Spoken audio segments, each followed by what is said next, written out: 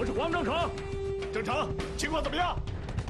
遭到敌人猛烈阻击，请胡长官放心，我正在组织兵力，争取尽快突破共军的阻击，以解王耀武关缺之围。好，正成，两军对决，勇者胜。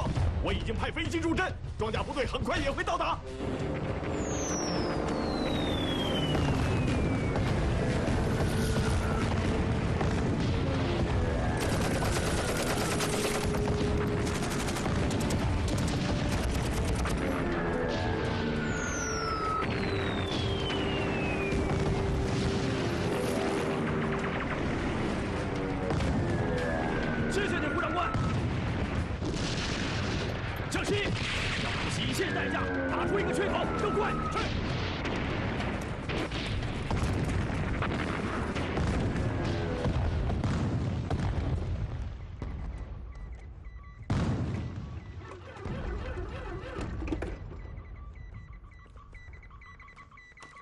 周希汉吗？是。你知道负责阻击黄正成西进的是哪个团呢？是第30团，他们那里压力最大。黄正成正在全力向西突进。好，我直接和他们通话。是。给我接30团。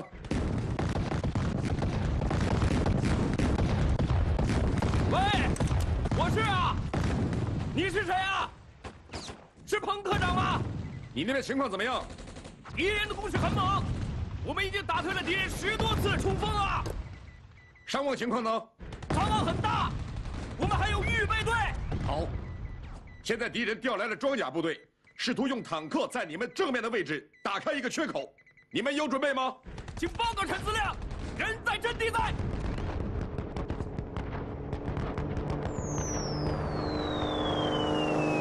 彭玉坤，到。传我的命令，请10旅迅速传达纵队对30团的嘉奖，并要求其他各旅迅速传达到各团。是。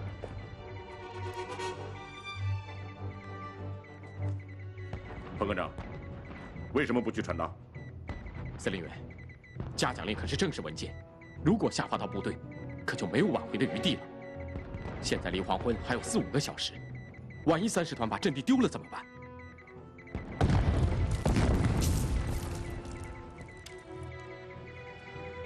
万一丢了，我这个嘉奖令也就成了笑柄。不过你的担心是多余的，从他们团长的沉着和镇定，我已经感觉到敌人是不可能从他们的手里夺取到阵地的。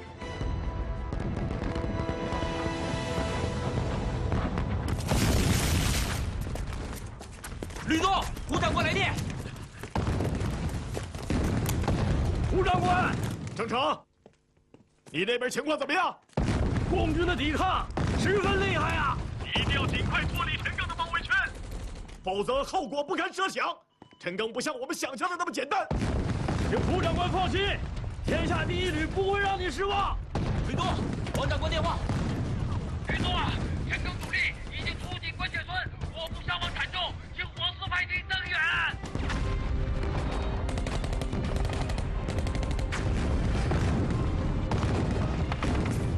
王亚武，你谎报军情！你碰到的是哪国的陈赓？老子碰到的才是陈赓的主力！吕总，共军的攻势很猛烈，可能是总攻开始了，再不增援就可能全军覆没。正常，正常，正常，你怎么了？ 怎么不说话？副司令长官，我军已退守陈堰，据侦查，西面的共军已无后备力量。我将亲自督战，再组织一次冲锋。一旦突破西线，不但可以解福山之围，还可以对陈赓的主力形成反包围之势。好，很好，我已决定对你部进行嘉奖。哼，要西线。是。喂，我要西线。喂，喂。 要不要从李成方部派兵增援？来不及了。再说李成方旅对关缺的总攻已经开始了。正成，如果子弹能活捉陈赓，我向委座给你报功，给你加官晋级。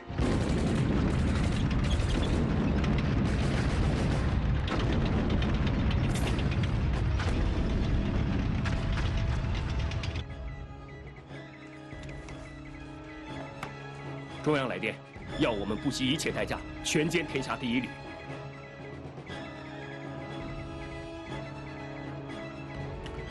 潘官，到。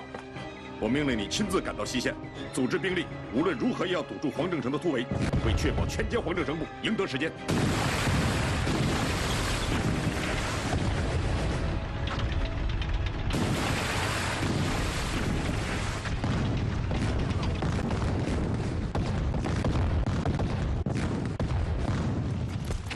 跟上！快！走！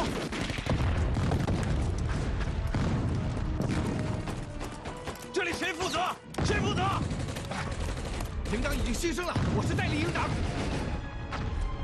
我是纵队的作战科长涂尼坤。陈司令员让我通知你们，敌人坦克开道，将从你们阵地突围。走！是。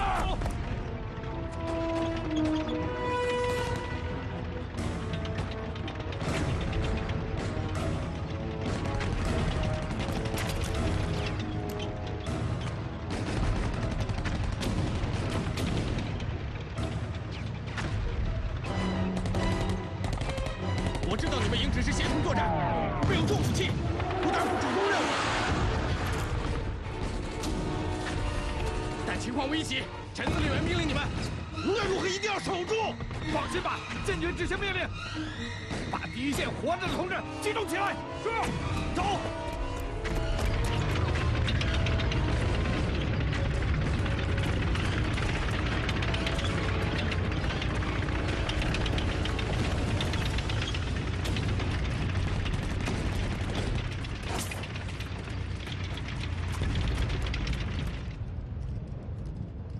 同志们，考验我们的时候到了，是共产党员的站出来！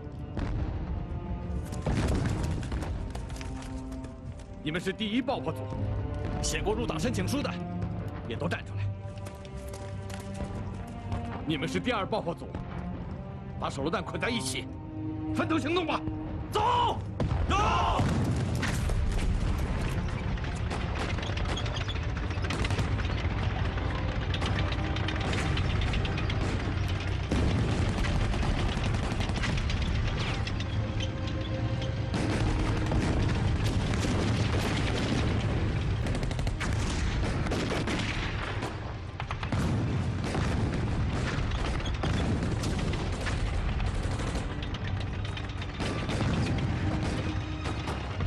爆破组，跟我上！营长，让我去吧！不行，我来，我来！营长，小心点，小心，小心啊！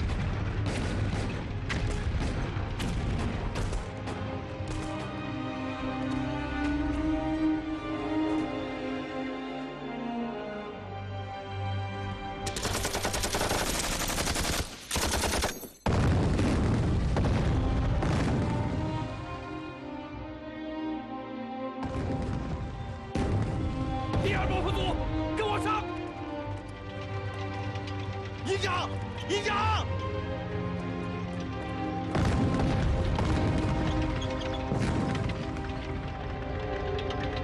啊！营长！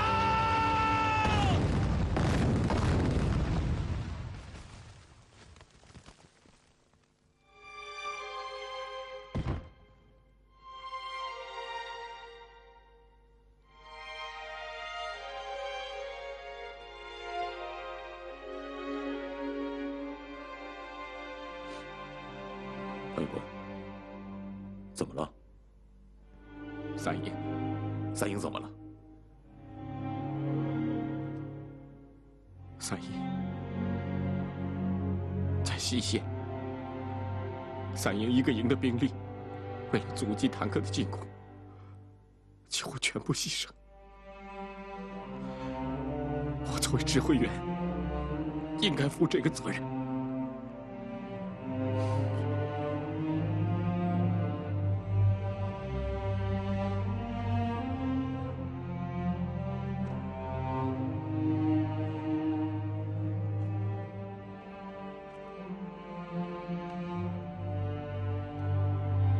一个营的指战员，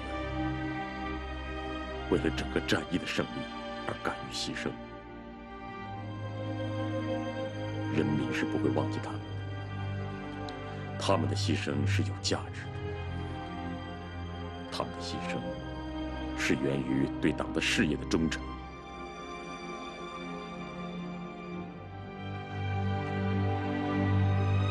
彭一坤，你是一个活着的英雄。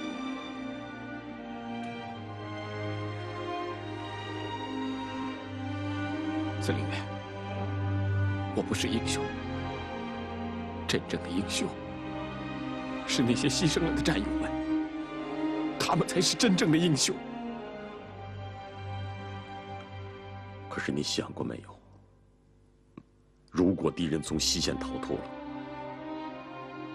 后果就不堪设想。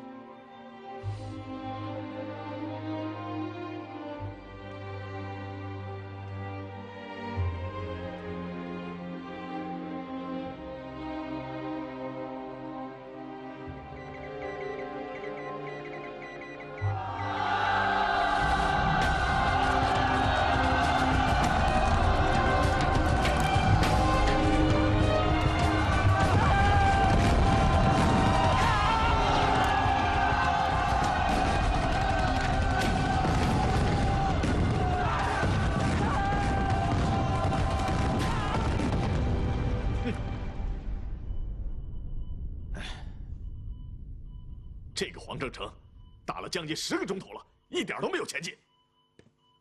胡长官，我觉得我们并没有捕捉到陈赓的主力，可他却抓住了战机，在蚕食我们的第1旅呀！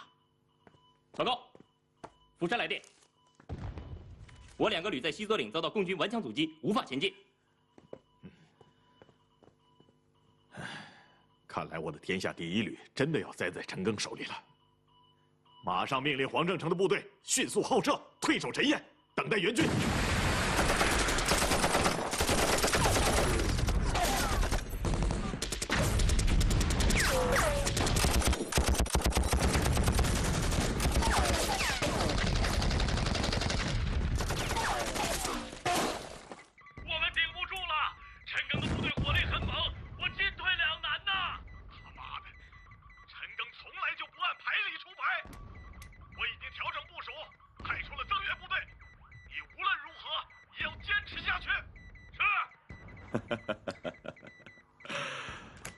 好啊，这个胡宗南开始骂街了，自己把仗打输了，还把责任推到我身上来。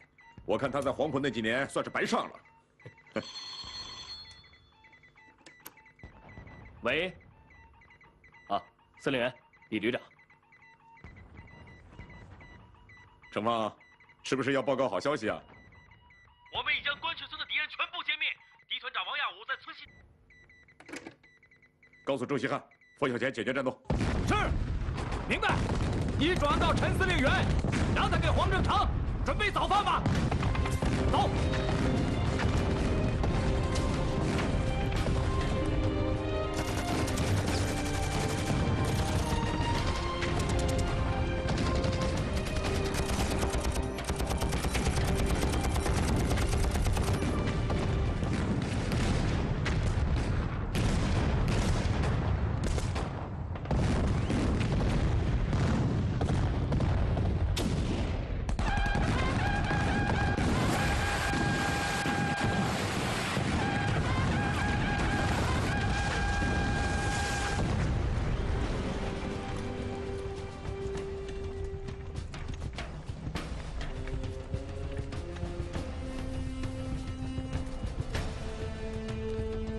找到黄正成没有？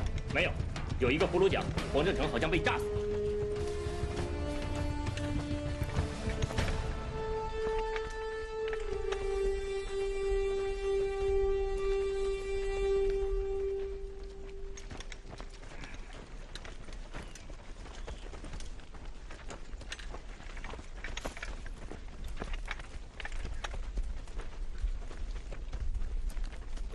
哎，你叫过来。过去。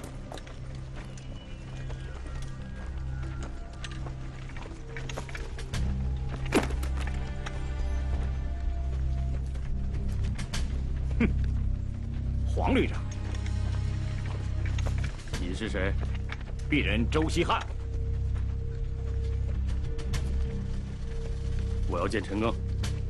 对付你，我周希汉一个人就够了。你们天下第一旅，也没什么了不起的嘛。战斗力是靠打出来的。我和日本人打仗那会儿，你恐怕正躲在西安吃羊肉泡馍，听秦腔呢吧？在战术上，你们胡长官也不是我们陈司令员的对手。这不算失败。你们违反战术法则，我们的炮火还没有展开，你们就偷偷摸摸进来。你们的大炮在10公尺内使用，这严重违反射击教程。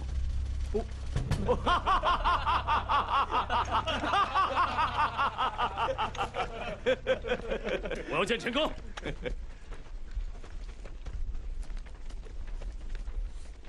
带走，走。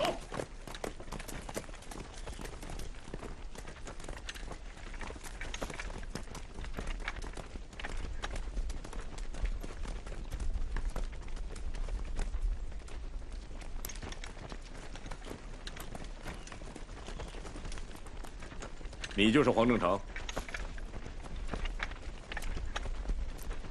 你是？我就是你要找的陈赓。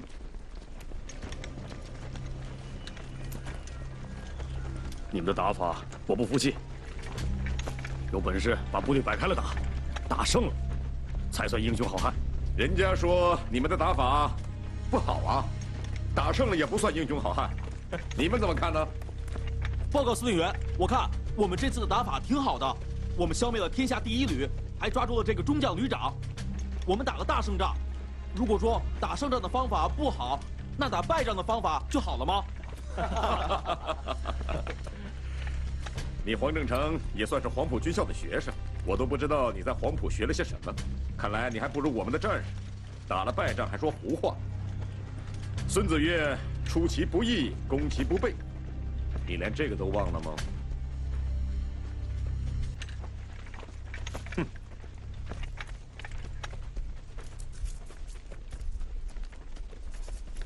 给，看着啊。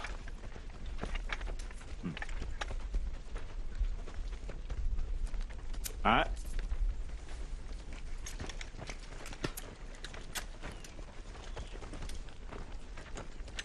熊样。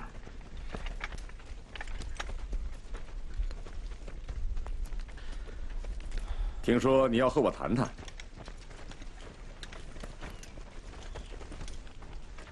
我们这个部队是很有名气的。第1战区司令胡宗南长官当过这个师的师长。我知道你是胡长官的老同学，我有一个请求。说吧。请贵军不要发布我们被俘的消息，以免使胡长官难堪。你很会为胡长官着想啊。还有呢？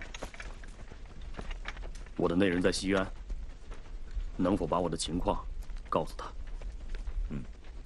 这个要求我可以满足你。你把你内人的住址和姓名写下来。谢谢陈赓兄。但是第一个要求我不能满足你。谁让胡宗南先打我的？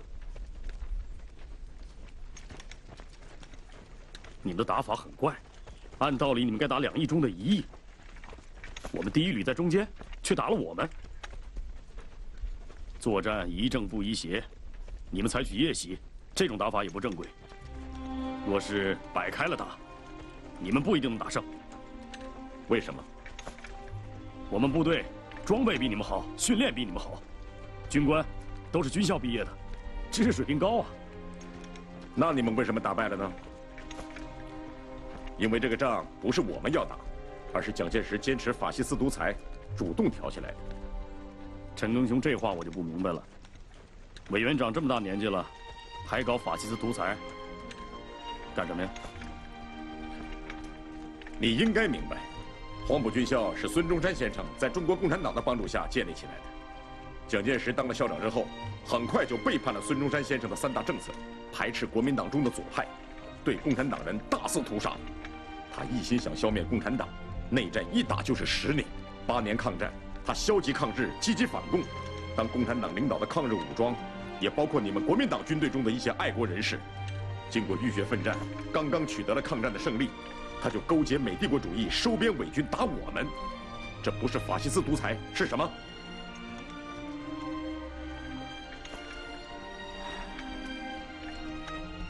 陈庚兄言之有理，急我茅塞，请容我三思。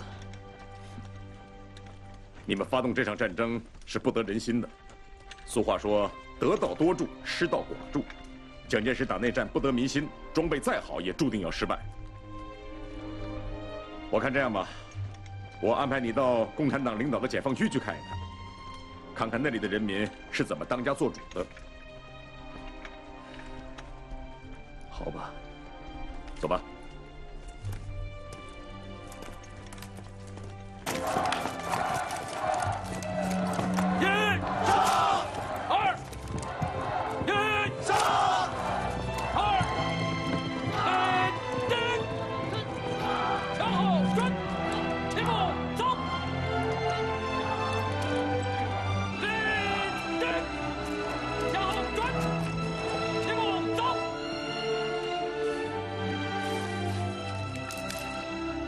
爸，你说话不算数。我怎么说话不算数了？你不是说我可以当兵吗？现在又让我上学，这不是说话不算数吗？我确实答应过你的要求，这几天我也认真的考虑过。可我就是想当兵。志飞，你告诉我，你为什么要当兵？打仗啊！看来你确实还小啊，对需要流血牺牲的战争并不能完全理解。军人打仗就是为了消灭战争，就是要让老百姓过上好日子，让家家户户都能够团圆。10年内战，8年抗战，接着又是内战，这仗不能再无休止地打下去。你们这代人不应该再有战争，用不了多久，国民党反动派就会被打垮。到了那个时候，革命胜利了，最需要的就是那些有知识、有文化的人。可是爸，我连小学都没上完呢。所以你就更应该好好的学习啊！爸爸相信你一定能够学好。那你说我以后干什么好呢？你去学工程。什么是工程啊？就是盖高楼大厦，就是把这块地方盖成像上海滩一样的高楼大厦。那可能吗？怎么就不可能呢？不走，枪上膛，前步走。1、2、1，立定，向后转，前步走。1、2、1，1、2、3、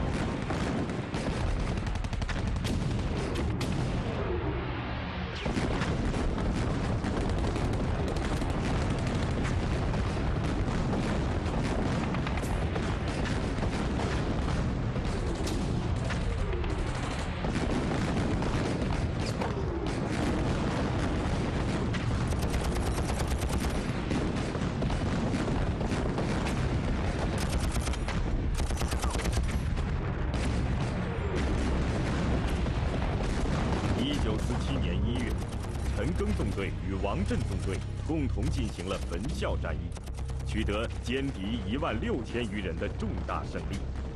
在这次战役的最后一战中街村之战中，第32团第9连在进攻中，由于战场指挥员战术指挥失当，在敌侧翼火力袭击下，全连壮烈牺牲。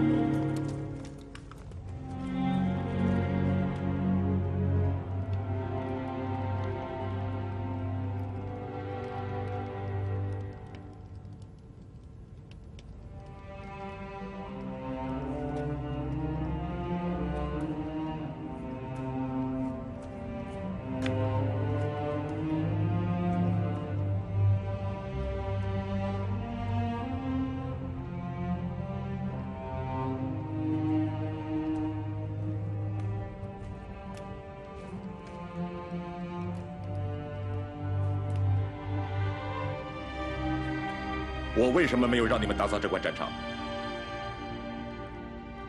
为什么？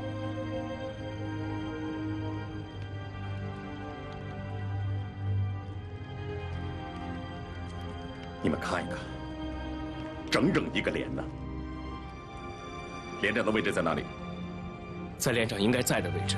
说得好。指导员呢？在指导员应该在的地方。我们战士的队形有没有改变？没有改变。有没有一个战士的头是冲着后方的？没有。敌人的机枪暗堡在哪里？在我们的斜侧。站在这里，你们看一看，选择从这个地方冲锋，到底对不对？不对。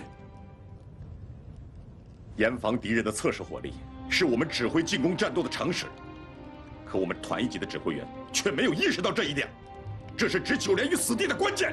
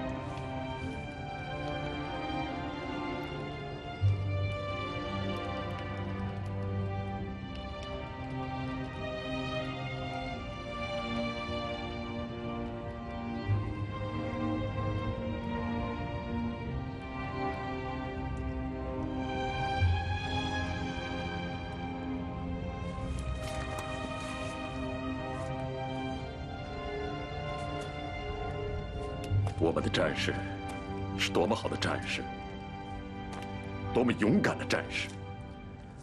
冲锋时受伤倒下了，眼睛和枪口始终冲着前方。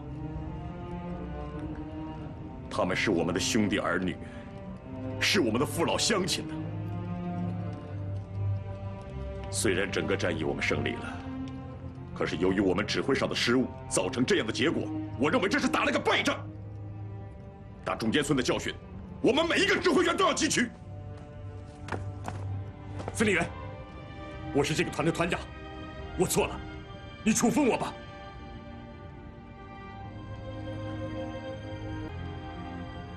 我问你，你怕不怕死？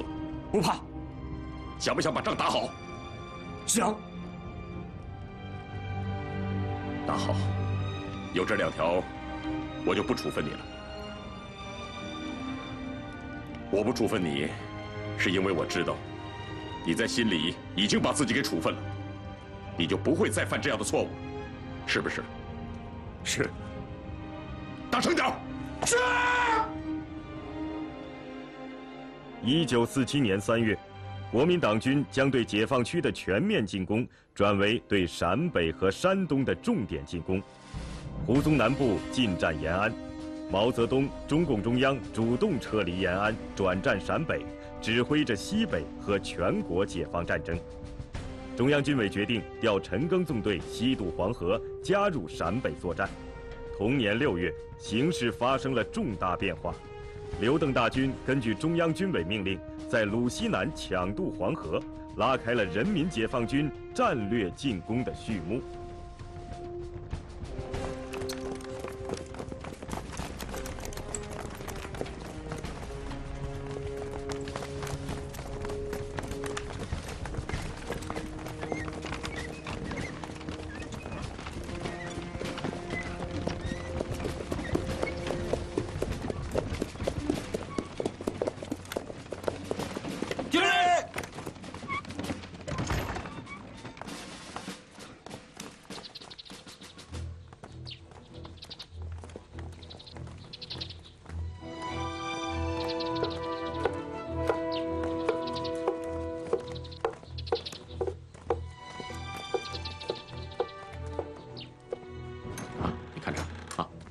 司令员，哎，司令。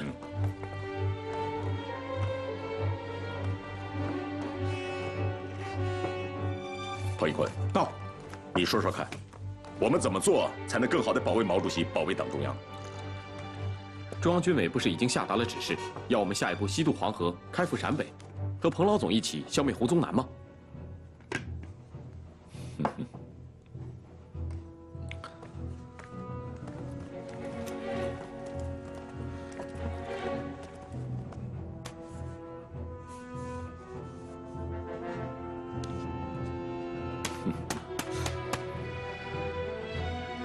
南渡黄河，部队现在的情绪怎么样？士气高涨啊！同志们都盼着早点西渡黄河，开赴陕北，保卫党中央，保卫毛主席啊！我在想，我们是不是一定要开赴到陕北打仗，才能保卫毛主席、保卫党中央的安全？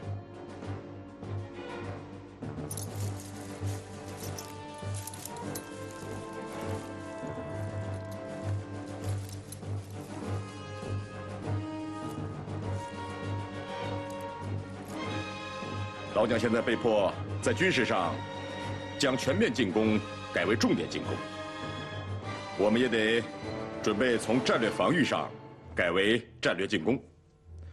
这也符合毛主席将战争引向国民党区域的思想。刘伯承司令员和邓小平政委率领晋冀鲁豫野战军，在鲁西南南渡黄河，他们在短时间内消灭了蒋介石的正规部队6万余人。有力地配合了华东野战军，打退敌人的重点进攻，为下一步转向外线作战创造了条件。主席这次让您去小河村开会，说不定也是讨论关于下一步战略进攻的事情。中央军委已经给我们下达了指示，下一步要我们西渡黄河，开赴陕北，参加攻打榆林的战斗。司令员，您不是打算向中央建议南渡黄河吗？好了，南渡西渡的问题，我们现在暂不讨论。我们四纵要利用好这一战斗间隙，抓紧政治整训和军事训练。刘参谋，到，你让后勤部门准备一下，买些木耳、盐巴、白糖、纸烟、蘑菇、茶叶之类的东西带给中央机关。是。要不得少于4个骡子驮的。中央机关在陕北非常艰苦，我们解放了20多座县城，条件比他们好多了，应该慰劳慰劳他们。戴科长到，你们通信科要带一部电台，这次跟我一起去，送一些缴获的无线电器材给中央军委3局，至少要够1个牲口驮的才行，不能少了。中央军委撤离延安以后，通信器材缺少啊。好，我会尽快准备好的。另外，我们在年前几个战役中缴获了大量的武器，把卡宾枪准备出能装备1个警卫营的。司令员，您这是去开会啊，还是回娘家呀？去毛主席那开会，当然就是回娘家了。我军转入战略进攻，将战争引入国民党统治区，是中央坚定不移的战略方针。我军进攻突击的方向是中原。我们的目的呀，就是要把战争打到蒋介石的鼻子底下去。是啊，与彭德怀形成合力，消灭胡宗南部队，使中央的安全得到进一步的保证。陈赓啊，说说你的想法吧。这次会议之前，中央给我的命令，说主席要调我西渡黄河，回陕北作战。部队知道了以后，都情绪高涨，都想尽早的来保卫毛主席，保卫党中央。哎，接着说啊。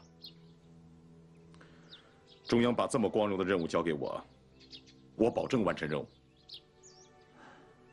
陈赓啊，你是个爱动脑筋的将领，就目前的形势啊，应该有自己的想法。你们纵队的去留问题啊，中央还没有最后确定啊，大家可以讨论嘛，啊？保卫毛主席、保卫党中央的决心，我们有。只是这段时间我一直在想，怎样才能更好地保卫毛主席、保卫党中央的安全。哎，说下去啊。我是在想，目前陕北的负担已经很重了，再加上我们纵队几万人，吃什么，这是个问题。说下去，是个大问题。哎，继续说嘛。没了。没了。没了。真的没有了？真的没有了。陈赓啊。我和恩来请你啊，一是为你洗尘，二是为你接风啊，三是为你一路横扫晋南，庆功啊！主席，我不会喝酒啊！啊，陈赓，我和主席说了，这陈赓从来不喝酒，但是啊，主席说，今天这杯酒，你陈赓啊，一定要喝了它。对呀。我毛泽东啊，就是要听一听你酒后的真言。我一向敬重毛主席，敬重周副主席，请恕我直言，您让刘邓大军挺进大别山，陈粟大军挺进鲁西南，都是英明之举，我从心底里佩服。可是全国战场一盘棋呀，对于我这个小棋子来讲，您应该让我南渡黄河，东砍西杀，再给敌人的胸口上插上一把刀。告诉你吧，中央已经决定改变计划了。哈哈，告诉你啊，刘邓率晋冀鲁豫野战军挺进大别山，蒋介石呢，肯定会到处手忙脚乱，到处派兵去堵。啊，胡宗南呢，又被彭德怀牵制在陕北。现在豫西这一带，他的兵力并不多，这是个空子啊！你要趁虚而入啊，南渡黄河，师出豫西，在潼关到郑州的800里战场上，打他个天昏地黑。陈赓啊，你知道破釜沉舟这个故事吗？主席的意思是，我们一旦过了黄河，就只能前进，不能后退。当然，打运动战是要大进大退，但是我们怎么也不能退到黄河北岸去。好啊，可是陈赓啊，这次和国民党打仗啊，可不一样啊。胡宗南是你黄埔军校的同班同学。《孙子兵法》讲啊，知己知彼，百战不殆啊。再说，你们双方都很熟悉，你的困难可不小啊。我一定会克服困难的。哈哈哈，好啊。和自己的老同学打仗啊，该别有一番滋味啊。但这绝不是老同学之间的斗争，而是中国两种命运的斗争。只有胜利，全国的劳苦大众才能彻底获得解放啊！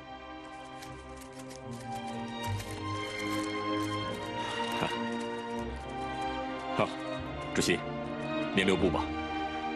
啊，我可等待你胜利的好消息啊！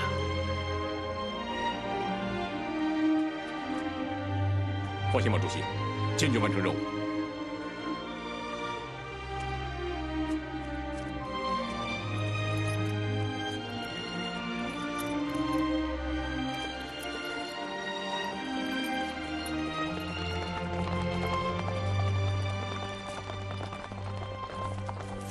哎，老陈，你过来，你看，我们的根据地在这里。如果南渡的话，有几个敌人在等着我们啊。南渡是不行的，应该西渡。哎，老周，你说说啊？很有道理。来，我说两句。部队打过黄河，那肯定是没问题。可到了玉溪以后，部队的补给怎么办？我们的伤员怎么安置？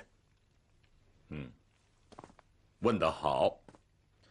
我离开小河村的时候，毛主席特意给我讲了一个破釜沉舟的故事，鼓励我们要有当年西楚霸王置之死地而后生的一往无前的气概。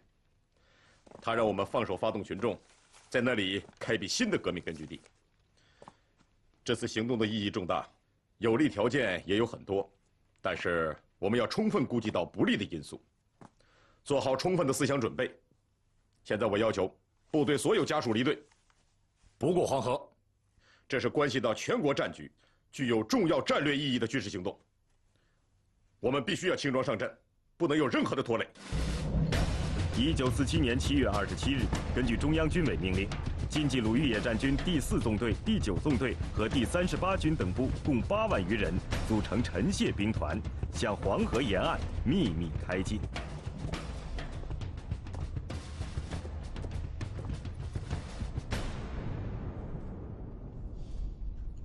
送君千里，终有一别。我看就送到这儿吧。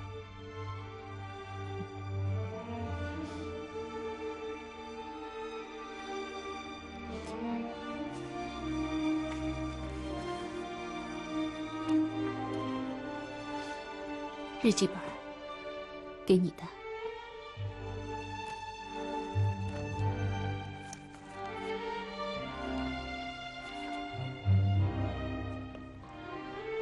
好漂亮。我要你把我们分开的日子发生的事情都记在上面，等我们再见面时给我看。这样就好像我们从来没有分开过。我会的。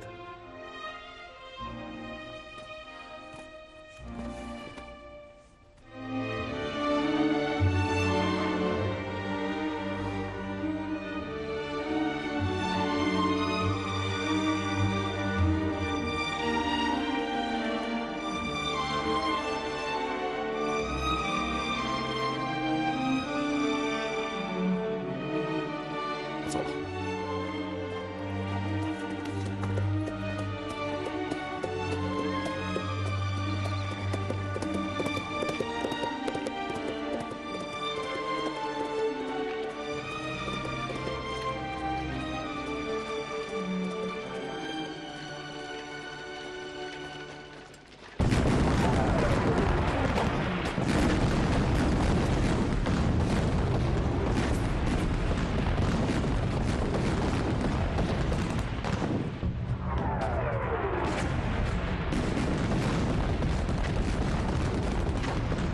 月23日拂晓，陈谢集团主力在济源长泉渡、平陆毛巾渡抢渡黄河，腰斩陇海铁路，国民党军防线全面崩溃。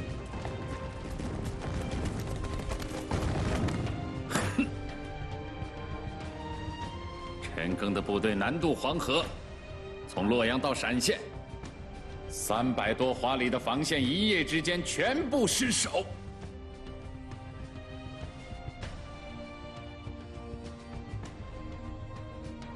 共军这么大的行动，难道你们一点消息都不知道吗？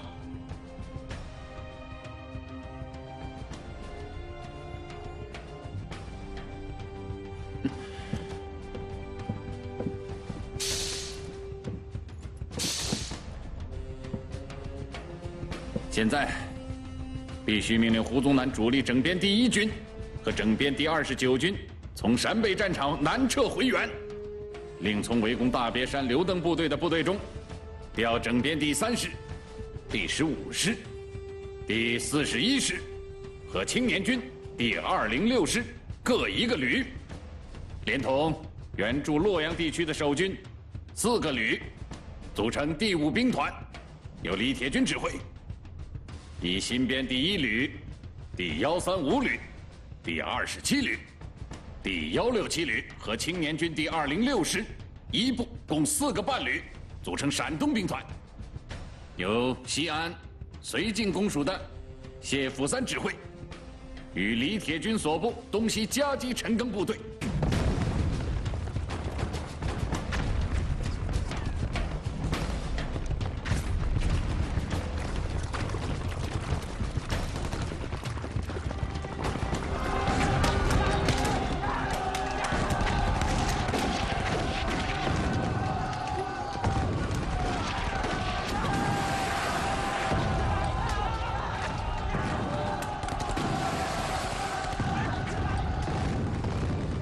陈谢兵团南渡黄河，使国民党统治集团受到强烈震撼。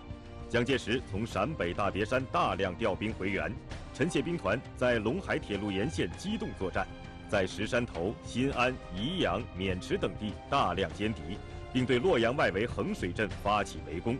陈谢兵团在潼关至洛阳之间开辟广阔的战场，有力地配合了陕北、大别山2个方向人民解放军的作战，发展了人民解放军的战略进攻。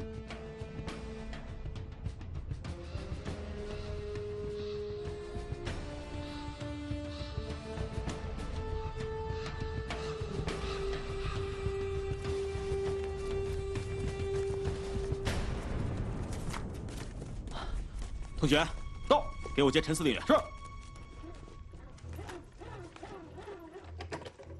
接司令员。报告旅长，司令员接通。司令员，我是李成发，我在灵宝县城南岭。原计划第11旅担任主攻，先取南岭，从南面攻城。南岭是敌人重点设防之地，我刚查看过地形，不利于我军进攻。城西函谷关虽然地势险峻，但敌人兵力较少，也较麻痹。我想先让第33团夺取函谷关南面的高地，然后由第31团从灵宝的西门登城。你看呢？你在现场，具体部署由你决定，你就放手指挥吧。是。总攻的时间确定之后，马上向我报告。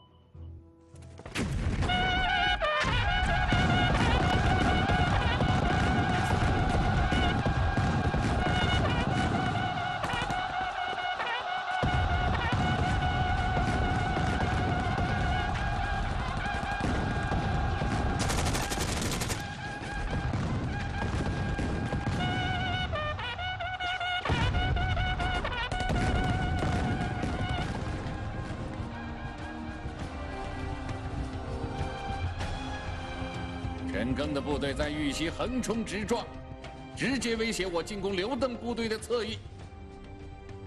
现在，我决定从陕北和大别山再紧急抽调10个半旅，增加第5兵团和陕东兵团的实力，增强西安至潼关的防御。铁军，你指挥第5兵团有什么想法呀？陈赓用兵诡诈，一贯声东击西，不得不防。他他的目的无非是想搞乱我们的侧翼，迫使我军从大别山和陕北一带撤出兵力回防。我们应该尽快寻找其主力，迫使其与我军决战。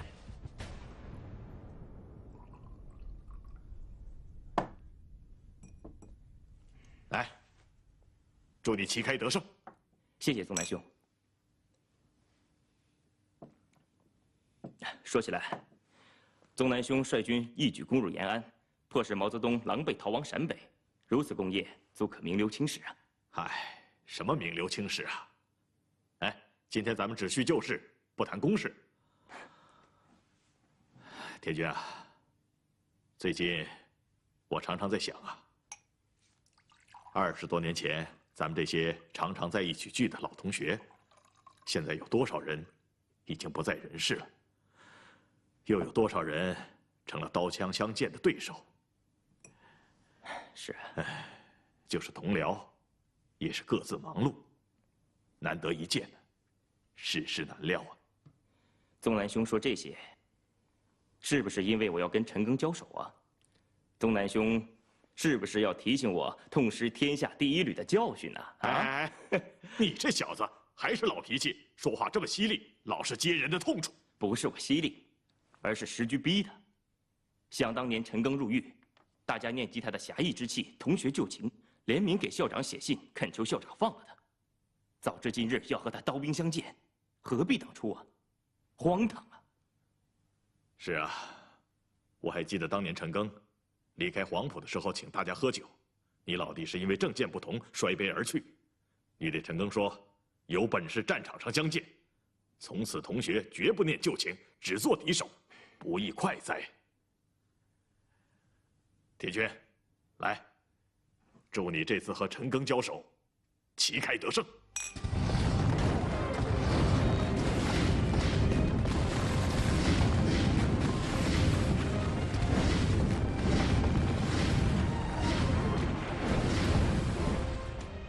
我们的第12旅和第38军要大胆地向陕南和鄂北挺进，只准进去，不准出来。牢牢地牵制住胡宗南进军豫西的兵力，尽可能把他的兵力拉到陕南、鄂北去，为我军和刘邓大军争得休整的时间。根据毛泽东的指示，陈谢兵团以少量部队伪装主力，在东面实施佯攻。主力向西对灵宝、陕县、卢氏等城发起攻击，而后又隐蔽东进，攻克偃师、孟津、伊川等城，逼近洛阳。陈谢兵团在陇海铁路沿线的作战，割断了国民党胡宗南与顾祝同两集团的联系。西安一日三惊，洛阳准备巷战。寿山啊，这次延安之战，你为党国立下赫赫战功，劳苦功高啊！那也是委座的栽培。报告，进来。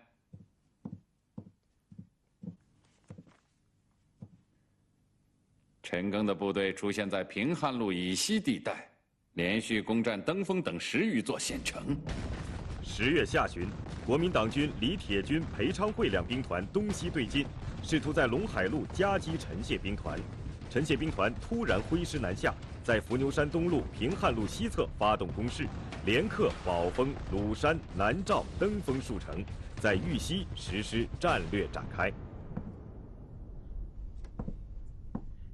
又是这个陈赓，我看现在必须让李铁军转身回撤，在临汝、鲁山、宝丰等县与陈赓的主力决战。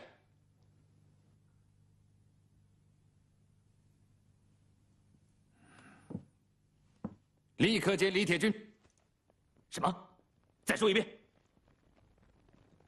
命令部队停止前进。我追了陈赓那么久，连他的影子都没有见着。命令部队立刻回撤。司令，我们已经追了这么长的时间，现在撤。我们所追的，并非陈赓的主力。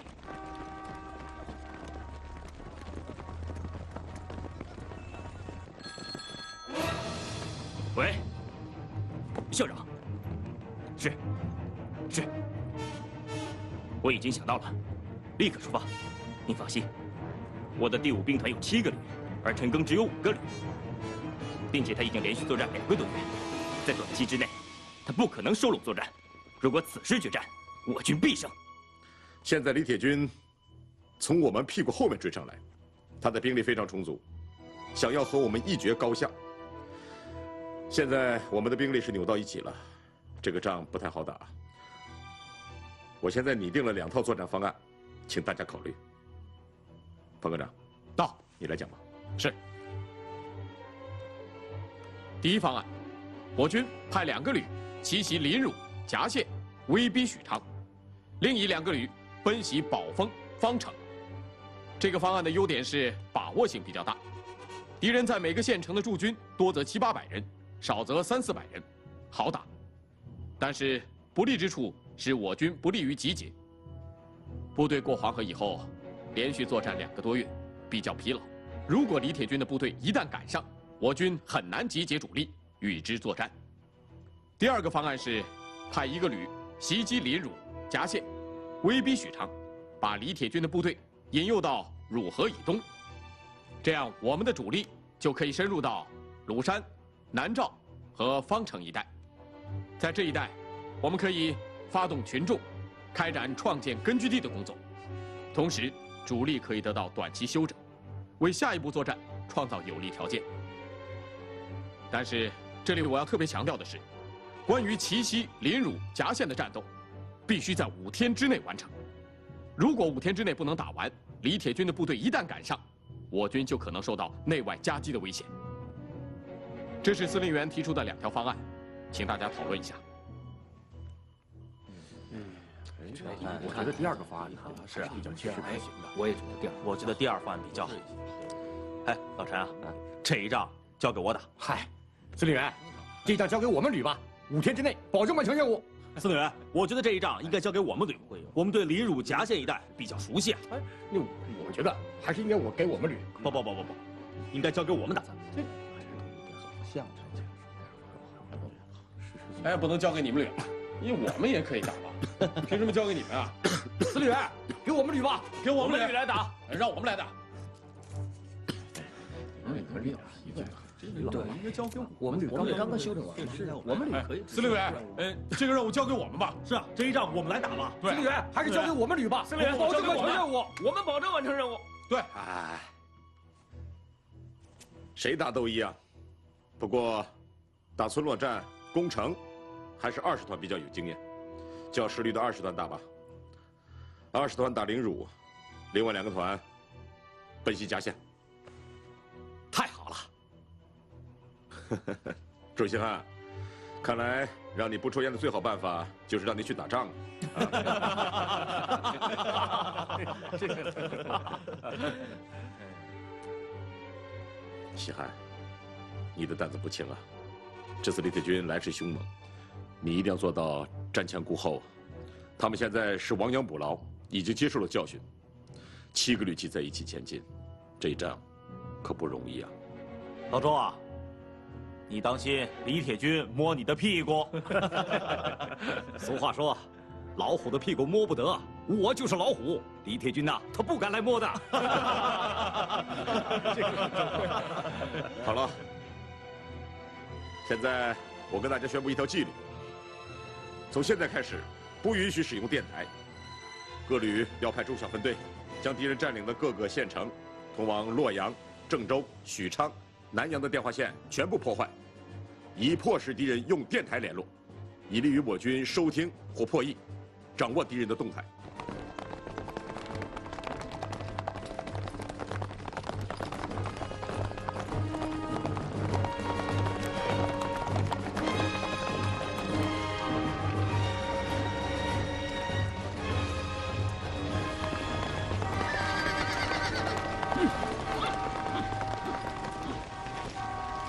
报告，据侦查，陈赓主力向临。命令部队加紧行军，以最快的速度向夹县挺进，全歼陈赓部队。是。我们走。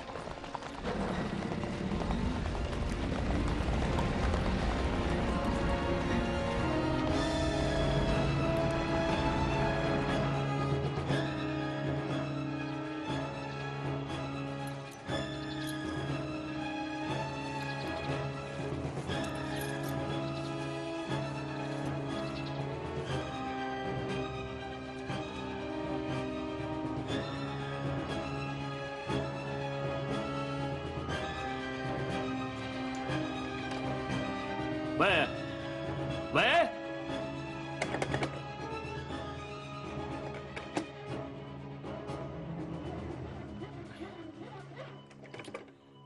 喂，喂，怎么，有些电话还是没有接通？还是没有。司令员，现在只有一个办法了，利用当地原有的旧长途电话。抓紧时间。我已经派人去接了。李铁军的尾追，如果在黄河北面的老解放区，那对于我们来说，不算什么大不了的，因为那里有巩固的后方做依托，有群众支援，行动隐蔽，来去自由，甩掉对手，另选战场困难不大。比如歼灭天下第一旅，3个旅对3个旅，敌人进入了解放区，就成了瞎子、聋子，根本就摸不到我们的情况。而我们则耳聪目明，想怎么打就怎么打。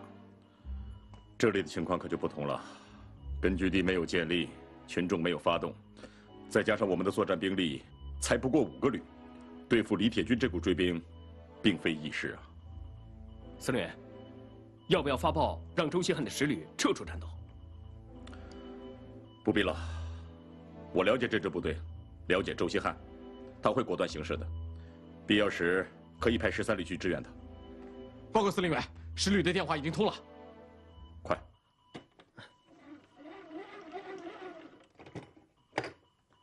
喂，接一下10旅。10旅吗？司令员，通了。喂，希汉吗？你那边情况怎么样？辖县城内敌人大部被歼，残敌已被包围在城西北角的核心阵地。李铁军率部增援，很快就会到达嘉县。你们有没有把握歼灭城内的敌人？准备白天发起攻击，火力组织好，攻击部队也做好了准备。打援的部队已到城北去阻击援敌，全歼城内敌人是有把握的。那就坚决的打，歼灭敌人以后，立即撤出战场，武器带不走的就地销毁。明白。立即通知各旅旅长赶到南诏店，研究一下下一步的作战方案。哎，快点，快点，快点，快！拉紧，拉紧，快点！做好了，来，走，快点！报告。我们现在离陈赓所部还有多远？照我们的推进速度，1天1夜就能到达。命令部队马上出发。是。快动！快动了！快点！快点！收车！快点！快！动得快！快！这边！快动！敌我力量悬殊，李铁军可以说是人多武器装备精良，我们不占优势，可以说我们的处境非常困难，这一点在座的大家都很清楚。我想听听大家的意见，尽快的想出一个对策。哼，李铁军欺人太甚，我看给他点厉害瞧瞧，打他几个小埋伏，叫他知道小郭是铁打的。说得对，说得到。我不同意打小埋伏，这对李铁军无关痛痒。要打就打大仗，不然的话，他总追着你走，根据地怎么建设，地方工作怎么开展，不歼灭这股敌人，就休想在玉溪立足。依我看，不能硬拼。如果捕捉不到战机，还不如到伏牛山上去打游击啊！什么？游击？还到伏牛山上去打游击？咱们又不是小米加步枪的时候了啊！该打就打他一家伙吧。就是啊，我认为就是不能硬拼。现在敌我力量悬殊，这样硬拼下去，我们的老本全都拼光了。就是要痛痛快快的打，哎，该打就打他。对，应该打他一家伙。不能打，还打游击啊！司令员，李铁军的主力部队已经到临汝了，离我们最多有1天1夜的路程。好，我知道了。是。我觉得咱们还是应该打一下。就是，哎，这个打游击啊，就不适合咱们现在部队的情况，就是狠狠的打他一下。对，就打不起敌我力量太悬殊着咱们跑，没法打。是，必须要把他打下去。这争来争去啊，还得司令员拿主意。司令员，这大主意啊，还得你拿。是啊，司令员，还是你拿主意吧。我们现在是。既不能上山打游击，也不能跟敌人硬拼。司令员，我们总得想个办法吧。我现在还没有考虑成熟，大家光争论也不是办法。散会。啊？这还没下定论。